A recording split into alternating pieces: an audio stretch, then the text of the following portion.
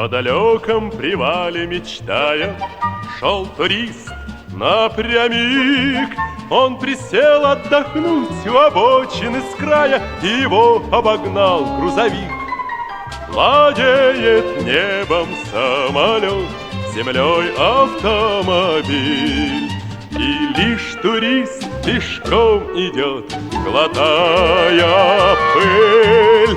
И лишь турист пешком идет, глотая пыль.